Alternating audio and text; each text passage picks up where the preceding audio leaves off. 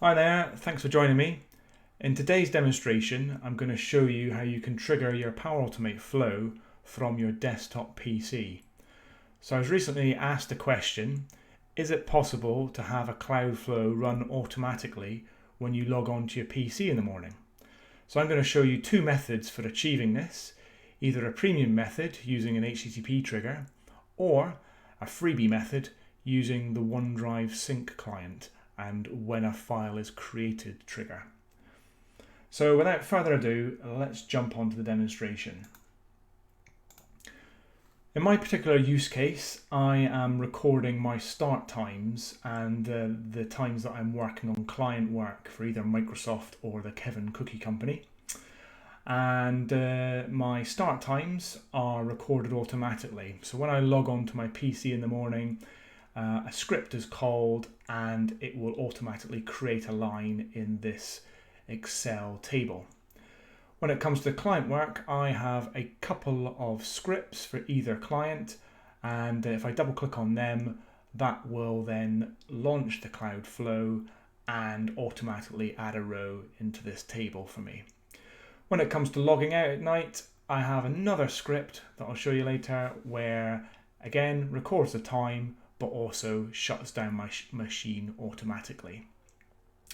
So first of all, I'm going to jump into the cloud flow that involves the premium action, or premium trigger, sorry, the HTTP request. So you get a URL, and once that URL is triggered, then the flow will continue to run. And here you can see that my action, or my only action, is sending an email, purely just to demonstrate how this works. So what I'm going to do now is I'm going to load up PowerShell, and you'll see here that I'm using the invoke request web request command. I have the URL for my particular flow, and at the end of that I have method post, because that's the API endpoint requires a post. If I just quickly jump back onto my flow and put it into test mode and get it ready and waiting, we'll be able to see a demonstration of this where I run my PowerShell and here we go, we'll run it, it's finished, and if we jump back onto the cloud flow you can see it's completed, and in my inbox I have an email to say that I've just logged on. So you're now thinking, okay, that's great, you run that from the PowerShell, how on earth do you get that to run automatically when I log on? Well, there are a couple of places you can do that. The first place is in this particular folder here. So everyone that has a Windows 10 PC or even a Windows 7 PC will have something called a startup folder. And anything that sits in this startup folder is called when you log on first thing onto your PC. So in here I have a batch script, and that will run when the PC is logged on to. There's also a second path, which I'll load up here, and this is everyone's startup. So every single user on this PC, no matter who they are, when they log on, they will have a batch script run. And so you'll see that I've used both path locations to demonstrate the two concepts. The one that's all users is going to run the HTTP trigger. The one that's just for myself is just going to run the second demonstration, which involves the OneDrive Sync Client. So I'm going to have a quick nosy at the batch script here that's in the all users startup. And you can see all I've done here is call the PowerShell script that I've saved into my script folder. And by doing that, when I log on to the PC in the morning, it will automatically call this script here that I have manually run just to demonstrate how it will trigger my flow and, in this case, send me an email. So that's the premium version of the solution demonstrated to you. You create a PowerShell script that calls the endpoint, and then you create a batch script that you stick into your startup folder here. And so the file extension for this particular file, if you haven't done this before, is simply .bat. And so if you were to create that yourself, you would open up Notepad, you would create the command, which is PowerShell, and then the location of your script. And then when you go to File and Save As, you would, rather than saving it as text, all files, and then put the .bat extension. Save that, and then from that point onwards, your script will run automatically. So we'll jump out of this one, and I'm now going to have a look at the second solution, which involves using the OneDrive Sync Client. So my flow here is a bit more complicated in that I wanted to demonstrate not only sending an email, but also updating the timesheet that I showed you earlier. And not only that, I'm passing various parameters onto this cloud flow. So I'm capturing who the client is, I'm capturing the start time, the date, and also in some situations the status. So if it's an in, if it's a client change, or if it's an out. So this flow is triggered when a file is created. And I think it's probably worthwhile if I show you the beginning of the script. So back into this startup folder that I mentioned, and if I go into edit, we can now have a quick look at what this script involves.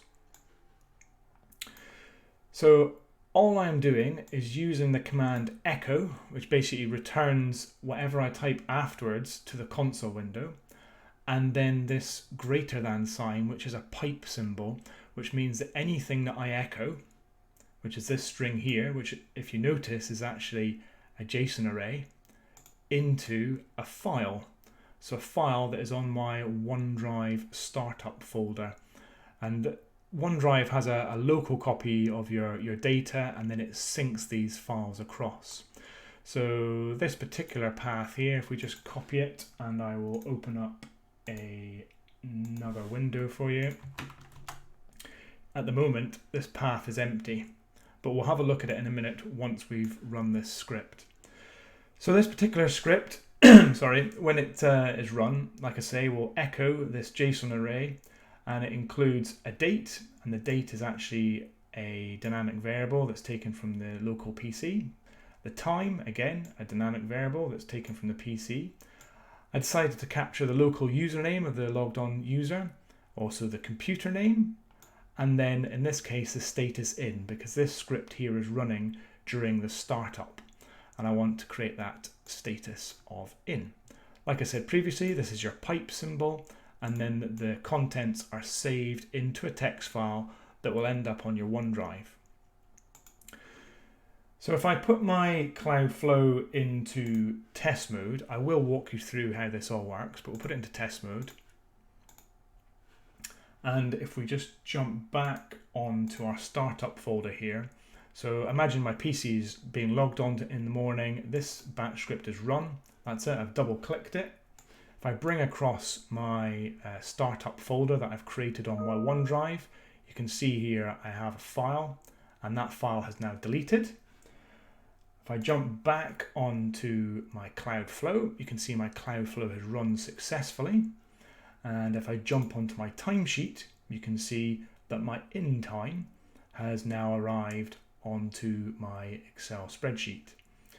And so that happened a lot quicker than it has happened in previous test runs that I've done, but you're ultimately relying on the time it takes for the file to sync before the trigger for when a file is created is called. So unlike the HTTP trigger, which is almost instant, the when a file trigger will take a bit longer, because ultimately that file's been created on your PC, it's been synced by the client, and then you're waiting for the Cloudflow to realize that that file has been created. So in some of my testing, that's maybe taken 2 to 3 minutes.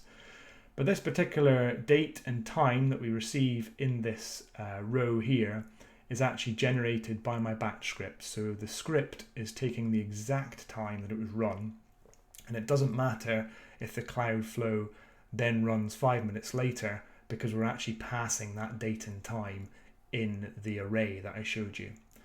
If I jump onto my email, we've got a new file, and it shows here that I logged on to my particular desktop PC. It shows the time, it shows the date, and like I say, this is all relevant to when the script was actually called. And there's the computer name that I spoke about, and also my username for my PC, Damien Work. If I go back and have a look at the flow itself, you can see here when a file is created, you can see the JSON array there that I spoke about that's being passed into this trigger using the file content. I then get the file content, and then using a compose action, I'm actually repurposing the date, because for adding the date into a row in Excel, it needs to be in this format. It needs to be year, month, day, whereas the standard date from my local PC, because I'm UK, is day, month, year. Then what I go ahead and do is I add a row into the table, and I'm using the status that is provided by my array that I pass. I'm using my date and that I've repurposed above in the compose, and the time that I've received from my again array, and that then creates a row in the table. Just for the purpose of the demonstration, I'm sending an email, and then afterwards, just to keep things nice and tidy, I delete the email. So that's why when you saw the file being created on my OneDrive folder, it quickly deleted once the flow run, and that's ultimately just to keep things nice and tidy for myself. If we go into edit and have a quick look at that flow, so getting the file contents is all based on the file identifier of the trigger. The compose action, this is a bit more complex because you'll see here from the expression here that I do need to use the JSON expression in order to remove any of the escaped characters, because the double quotes will be escaped. So by encapsulating the output of the file content for the body in the JSON expression, I can then split the date using a slash, and all I'm doing here is calling the different objects of my array.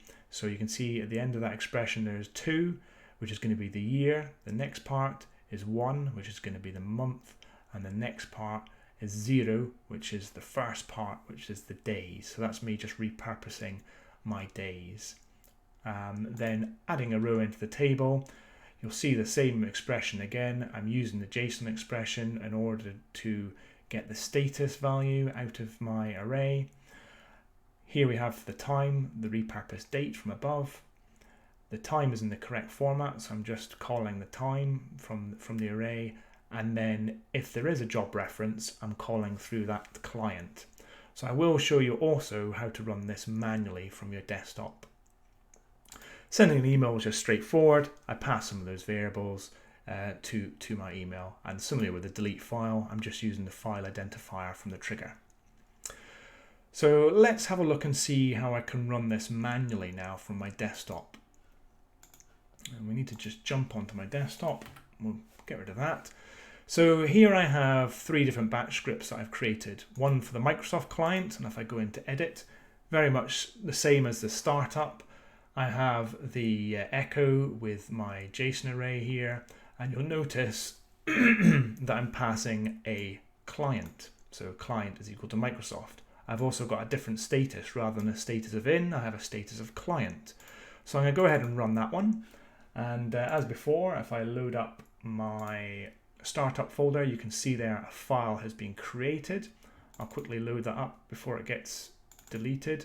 There you can see the JSON array with the client and the status. I'll go ahead and close that.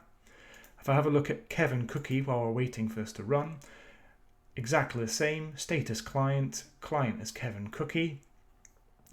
And if I was to go ahead and run that now, we'll see another file being created.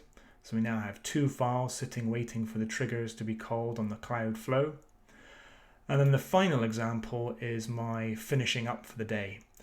So very much the same. I've got a status of out piped to the same file, or the file again. And in this occasion, I'm using the shutdown command. That's a standard Windows 10 command with the following parameters: S to shut down, T for the time, and C for a message or a countdown message.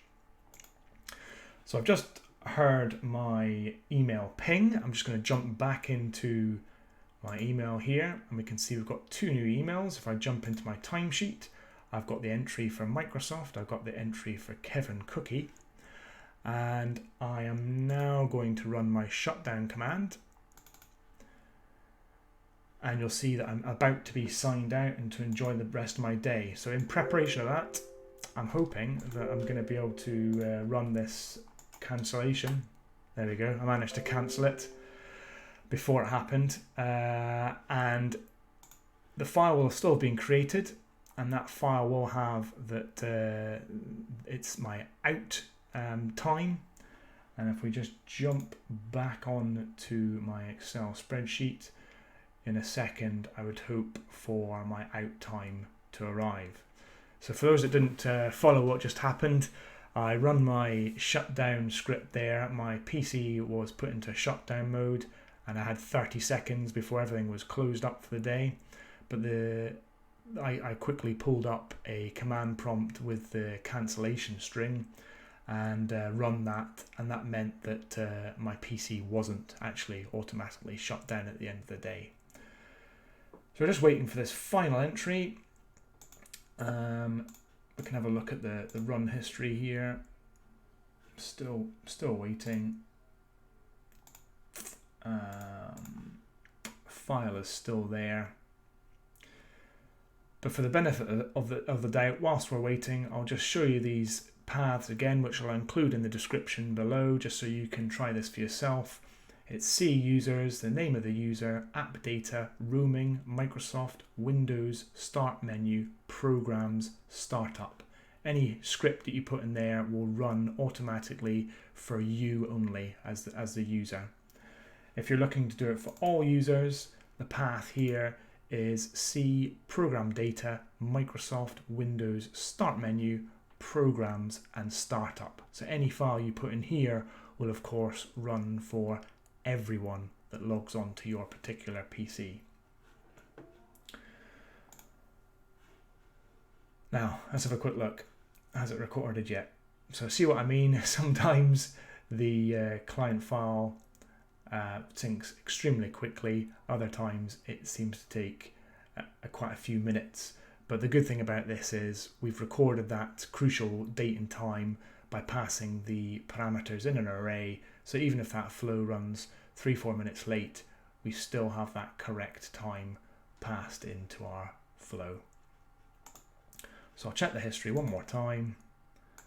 It looks like it's not wanting to play ball on this occasion. The file is definitely still sitting there, waiting.